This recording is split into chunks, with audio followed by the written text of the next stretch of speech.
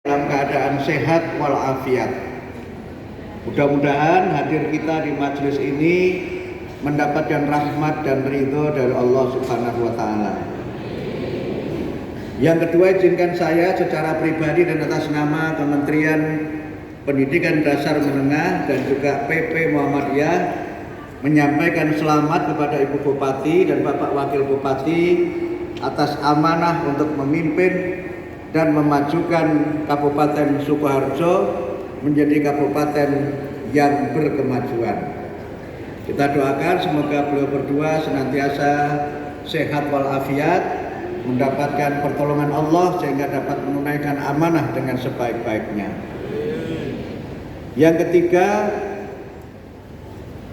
saya mohon maaf nanti mungkin tidak bisa mengisi lama, mungkin 1 jam pelajaran saja. 1 jam pelajaran kalau SMP itu 35 menit, kalau SMA 45 menit. Kalau dosen 2 SKS itu 100 menit.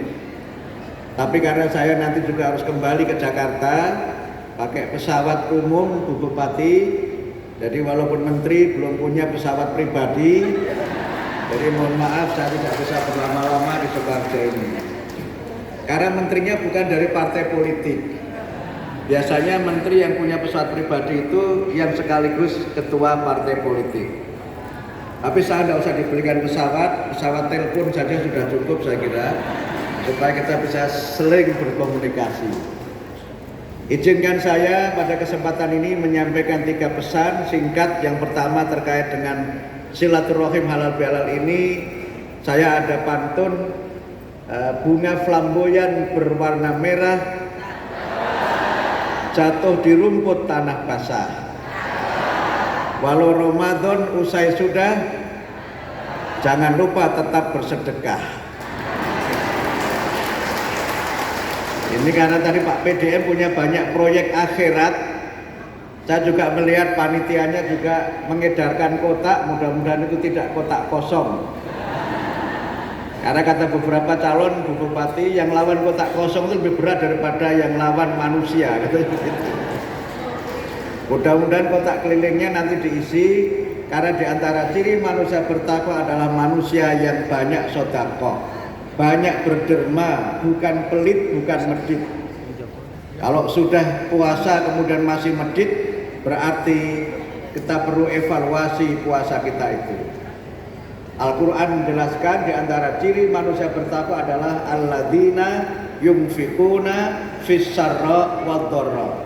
Mereka yang senantiasa bersedekah, berinfak dalam keadaan lapang maupun sempit, tanggal tua maupun tanggal muda, dapat tunjangan atau tidak dapat tunjangan, semuanya tetap bersedekah. Ini pada diam berarti setuju semua dengan yang saya sampaikan. Yang kedua, tentu saja silaturahim ini sangat penting agar kita ini bisa memiliki relasi hubungan sosial yang semakin baik. Kita ini bisa melaksanakan banyak hal dengan sebaik-baiknya kalau kita memiliki hubungan sosial yang baik, saling bekerja sama antara satu dengan yang lainnya. Karena itu maka forum seperti ini adalah forum di mana kita melakukan refreshing. Kita melakukan upaya untuk menyegarkan kembali hubungan sosial kita dan juga menyegarkan kembali semangat kita bahwa kita manusia ini tidak bisa melaksanakan banyak hal kalau kita tidak saling bekerja sama. Kita harus saling memperkuat. Ba'duhum awliya'u ba'd. Kita harus saling mendukung dalam hal kebajikan. Wa ta'awanu 'alal birri wat taqwa wa la ta'awanu 'alal itsmi wal 'udwan. Dan tolong menolonglah kamu dalam kebaikan dan takwa, dan jangan tolong menolong dalam dosa dan permusuhan. Yang ketiga, saya ingin pada kesempatan ini masih dalam suasana Hari Pendidikan Nasional. Kemarin tanggal 2 Mei kita bangsa Indonesia baru saja memperingati Hari Pendidikan Nasional. Sebuah tonggak penting dalam sejarah Indonesia dan tonggak penting untuk meneguhkan komitmen kita memajukan pendidikan, mencerdaskan kehidupan bangsa. Kalau kita mencoba membuka Undang-Undang Dasar 45, maka di alinea keempat disebutkan secara tegas bahwa di antara tujuan didirikannya negara Indonesia adalah untuk memajukan kesejahteraan umum dan mencerdaskan kehidupan bangsa. Undang-Undang Dasar 45 juga menyebutkan bahwa setiap warga negara berhak mendapatkan pendidikan. Karena itu maka kami di Kementerian Pendidikan Dasar dan Menengah memiliki visi yang sejalan dengan Undang-Undang Dasar 45 dan sejalan dengan Undang-Undang 20 2003, berusaha untuk mewujudkan pendidikan bermutu untuk semua. Kita bisa menjadi bangsa yang maju kalau pendidikan kita ini maju. Kita bisa menjadi bangsa yang hebat kalau anak-anak kita adalah anak-anak yang hebat. Karena itu maka kunci kemajuan bangsa terletak pada sumber daya manusianya, dan sumber daya manusia yang kuat itu sarana yang paling mungkin untuk kita mewujudkannya adalah melalui pendidikan yang bermutu. Ini merupakan bagian dari apa yang juga menjadi misi profetik atau misi kenabian yang dibawa oleh Rasulullah Muhammad Sallallahu Alaihi Wasallam. Ketika beliau diutus oleh Allah menjadi Rasul, ada 3 misi yang beliau bawa. Misi pertama adalah misi tilawah. Misi yang kedua adalah misi ta'lim. Misi yang ketiga adalah misi tazkiyah. Di dalam Quran disebutkan, "Huwallazi ba'atsa fil ummiyina rasulan minhum yatlu 'alaihim ayatihi wa yuzakkihim wa yu'allimuhumul kitaba wal hikmah wa in kanu min qablu lafi dhalalim mubin." Kalau 3 misi itu saya rumuskan dalam bahasa sederhana yang berkaitan dengan arah kebijakan pendidikan kita, maka pendidikan itu berusaha membentuk manusia Indonesia yang memiliki 3 bel. 3 bel. Bel yang pertama adalah menjadi manusia yang knowledgeable, menjadi manusia yang serba tahu. Al-Quran menggunakan 4 istilah untuk menyebut orang-orang yang serba tahu, orang-orang yang berilmu itu. Yang pertama adalah ulul albab, yang kedua ulul ilmi, yang ketiga ulul absor, yang keempat ulin nuha. Itulah penjelasan Al-Quran mengenai manusia-manusia yang berilmu. Dan manusia dan bangsa yang berilmu itu adalah manusia dan bangsa yang memiliki keunggulan martabat di hadapan manusia dan di hadapan Allah Subhanahu wa taala. Yarfa'illahu alladhina amanu minkum walladhina utul ilma darajat. Allah benar-benar akan mengangkat derajat orang-orang yang beriman dan yang berilmu dengan kedudukan yang setinggi-tingginya. Yang kedua adalah generasi yang capable. Generasi yang capable itu artinya generasi yang serba bisa, generasi yang skillful. Mungkin bahasa Inggrisnya itu isonan. Isonan, kan ngopo-ngopo isonan. Generasi yang terampil. Itulah yang kita ingin wujudkan melalui pendidikan itu. Nah, bel yang ketiga adalah generasi yang humble, pinter, kemudian terampil, tetapi harus tetap memiliki akhlakul karimah, memiliki budi pekerti yang mulia.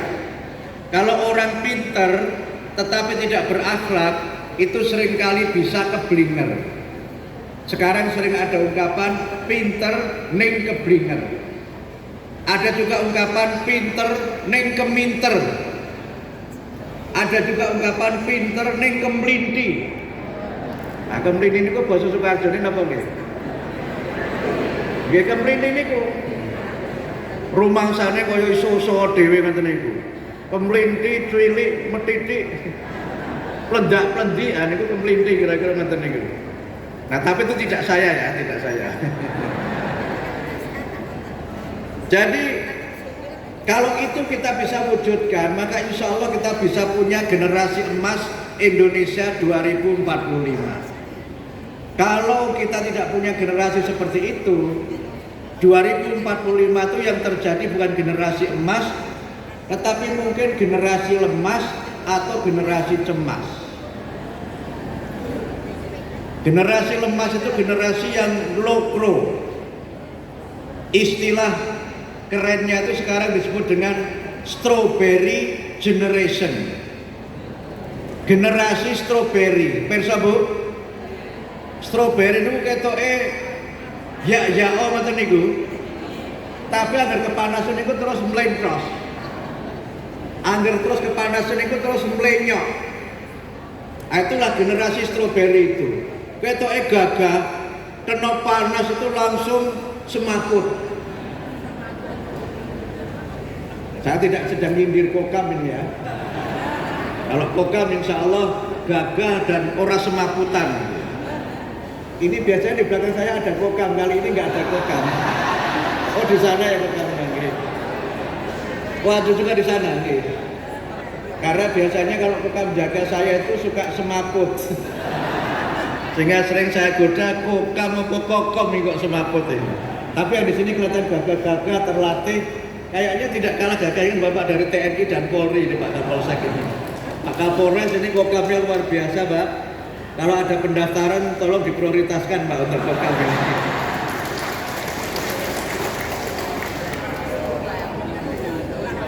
Kita ini harus menjadi bangsa yang kuat. Pak Presiden berkali-kali mengingatkan kita tentang pentingnya Indonesia ini menjadi bangsa yang bermartabat, bangsa yang hebat, tentu dengan menjadikan generasi kita generasi yang hebat. Generasi yang dalam bahasa Al-Quran disebut sebagai Al-Qawiyyu Al-Aminu, yang kuat dan dapat dipercaya. Nah untuk itu maka kita perlu pendidikan yang baik. Dan dalam rangka mewujudkan itu kita perlu memperkuat catur pusat pendidikan atau 4 pusat pendidikan, yaitu pendidikan di sekolah, pendidikan di keluarga, pendidikan di masyarakat, dan media massa. Media massa ini menurut saya penting karena era sekarang orang menyebut dengan era medsos. Yang dalam era medsos itu banyak orang yang duduk bersebelahan tapi saling melengos. Duduk bersebelahan tapi tidak saling menyapa dengan sebelahnya. Guyu dewe neng ora karo koncone sebelahe. Kalih sinten Bu guyune Bu? Nah, guyune kalih sinten adoh niku. Karena itu maka kita kembalikan fungsi medsos ini sebagai media yang kita ini harus lebih cerdas, lebih maju, lebih rukun antara satu dengan yang lainnya. Karena yang seringkali terjadi, medsos itu justru menjadi alat untuk orang itu menebarkan kebencian kepada orang lain. Orang menebar ghibah kepada orang lain. Padahal itu yang dilarang oleh Al-Quran. Kalau kita itu ingin hubungan kita itu baik, maka hindari TTS. TTS itu bukan teman tapi apa Bu? Sayang gitu.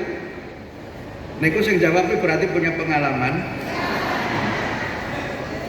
Hindari yang pertama T itu tahassus. Tahassus itu kalau bahasa sekarang kira-kira itu doxing. Doxing itu artinya begini, kalau orang ada namanya Abdul Mukti, terus tahassus, itu terus dicari profilnya Abdul Mukti itu seperti apa. Dicari di Google Abdul Mukti itu kemana saja, dicari semuanya. Itu namanya tahassus, doxing dalam bahasa media sosialnya itu. Kepo mencari orang hanya untuk tahu, kadang-kadang juga ingin mencari lemahnya orang itu di mana. Awal-awal saya jadi menteri itu pernah ada nulis berita salah satu media, judulnya itu profil Abdul Mukti dan perempuan yang diselingkuhi. Waduh, nyara-nyara jadi menteri sudah kena begini gitu. Itu gambar saya sama gambar perempuan cantik. Istri saya suatu saat kemudian tanya, "Pak, aku duwe foto apik." Foto apa? Oh, itu aku ngerti beritanya ning koran. Ternyata itu adalah isinya itu 10 berita yang paling top di koran itu, di media itu. Nah, berita topnya salah satunya profil Abdul Mukti sebagai Menteri Dikdasmen, dan ada artis cantik yang suaminya selingkuh. Judulnya profil Abdul Mukti dan perempuan yang diselingkuhi. Ini sudah heboh ini. Karena itu sekarang ada konten kreator yang saya sering sebut konten kreator yang kerjaannya itu mencari sensasi dan sesuap nasi. Ben payu terus bikin sensasi. Jangan tahassus, wala tahassasu. Yang kedua adalah tajassus. Jangan mencari-cari salahnya orang lain. Jangan mencari-cari lemahnya orang lain. Kalau manusia itu dicari lemahnya, tidak usah dicari, sudah bisa ditemukan. Karena itu maka Quran melarang kita wala tajassasu, jangan tajassus. Nah, yang ketiga, jangan syirik, jangan hasad, jangan dengki. Kalau kita itu dengki, iyyakum wal hasada fa innal hasada ya'kulul hasanat.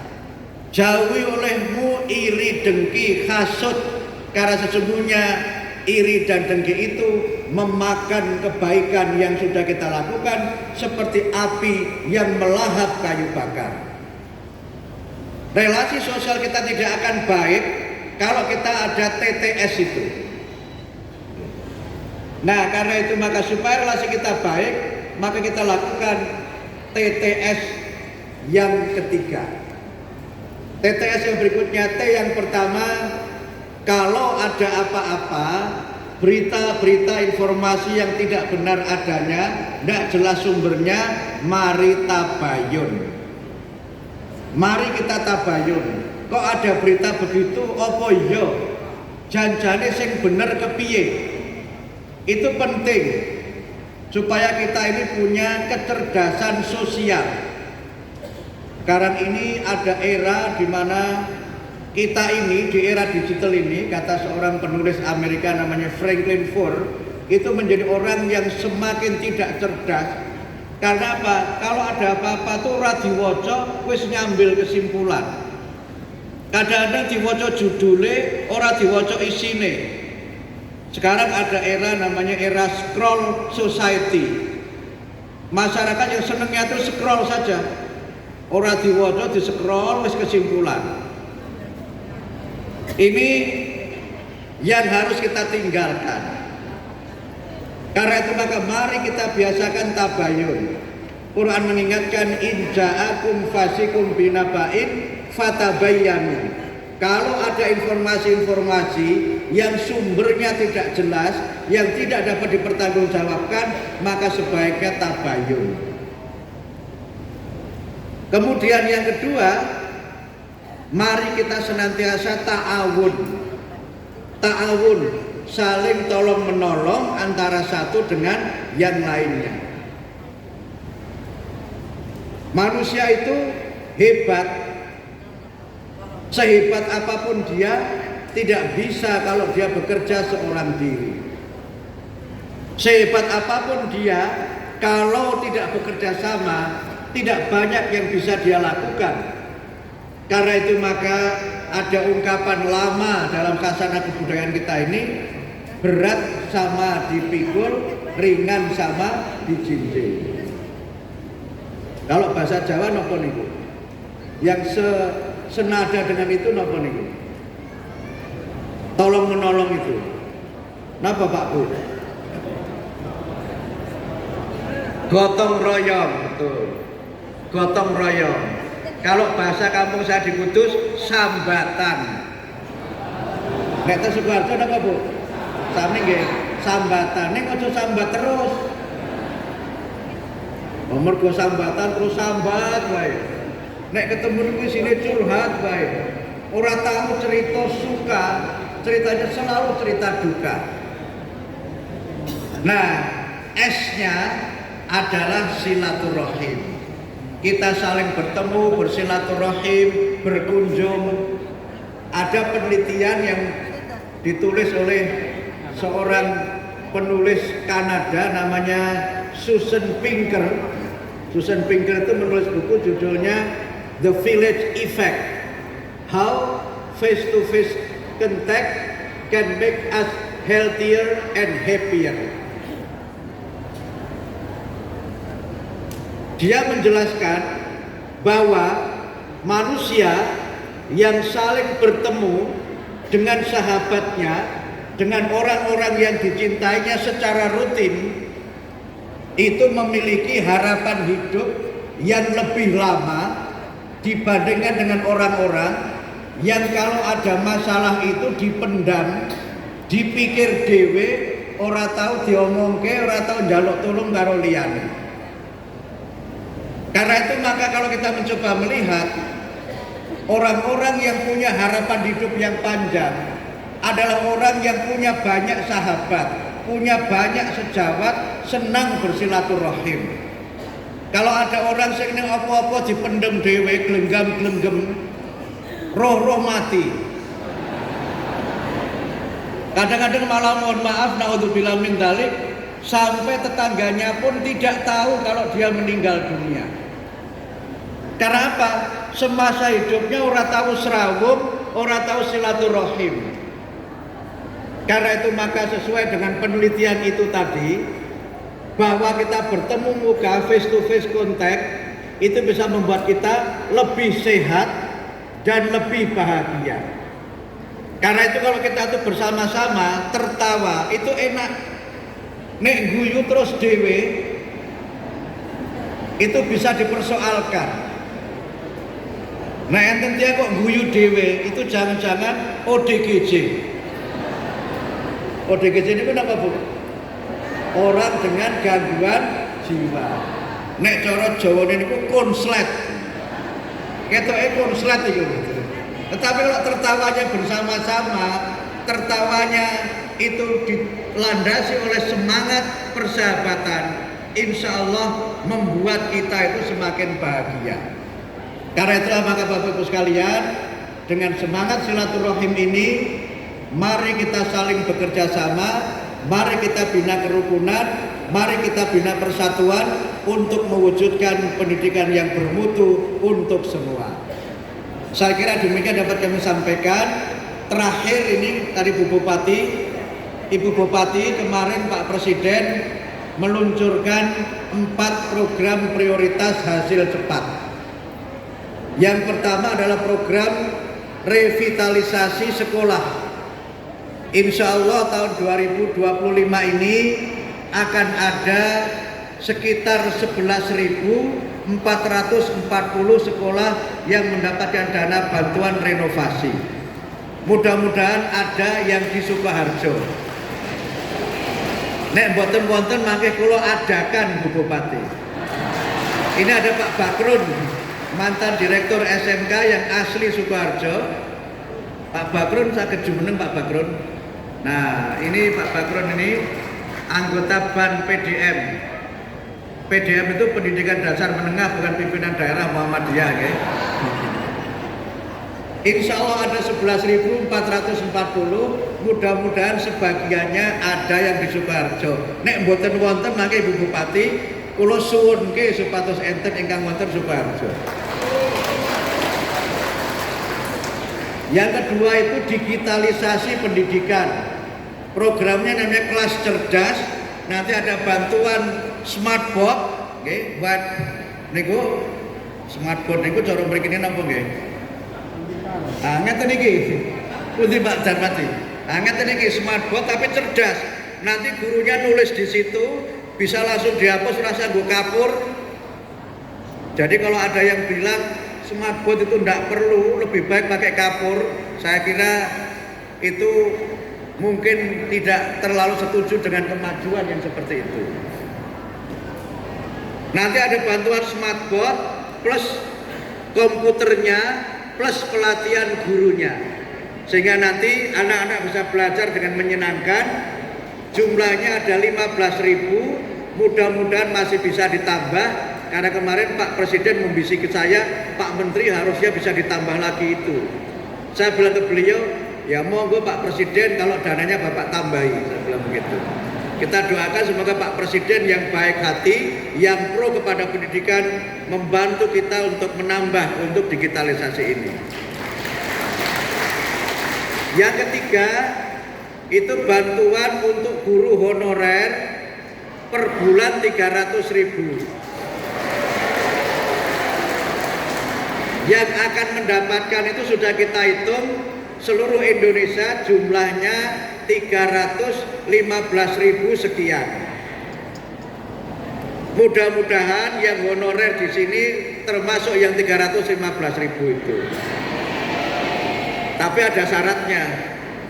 Syaratnya honorer yang sudah D4 atau S1. Yang kedua, tidak menerima bantuan sosial untuk orang miskin. Yang ketiga, mengajar sekurang-kurangnya 12 jam dalam 1 minggu. Kemudian yang keempat, masuk desil 1 sampai dengan 10. Nah, desil 1 sampai dengan 10 itu kira-kira penghasilannya ya di bawah 10 juta. Mungkin ada yang penghasilannya 6 koma itu bisa 2. 6 koma itu bisa 6 juta koma, bisa juga setelah tanggal 6 langsung koma. Nah, kemudian yang keempat, program Pak Presiden pro pendidikan adalah bantuan pendidikan untuk guru yang belum D4 atau S1. Insya Allah akan ada alokasi sekitar 12.000 sekian yang nanti guru-guru yang mendapatkan ini dibantu maksimal 3 juta per semester. Ini bisa untuk program RPL, rekognisi pembelajaran lampau, atau bisa untuk yang memang betul-betul belum pernah kuliah, semuanya dibantu dengan biaya skema itu. Kerjasamanya dengan perguruan tinggi yang punya LPTK yang terakreditasi unggul, sehingga UMS mungkin termasuk sebagai mitra karena akreditasinya unggul. Atau Pak Warik ya. Saya kira demikian, insya Allah itu akan kita mulai pada bulan Juli, sehingga tadi yang transfer langsung juga kita, nanti yang 300.000 itu transfer langsung Ibu Bupati, yang renovasi itu juga nanti transfer langsung ke sekolah. Jadi sistemnya swakelola atau mandiri. Nanti kami mohon dibantu Pak Polisi, Pak Kejaksaan untuk pengamanannya, sehingga mohon maaf dalam tanda petik bantuan ini tidak dipalak oleh preman.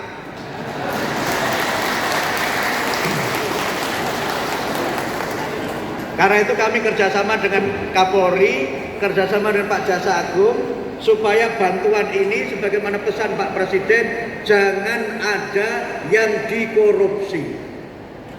Saya kira demikian dapat kami sampaikan. Sudah ada kode dari protokol saya untuk saya segera meninggalkan tempat.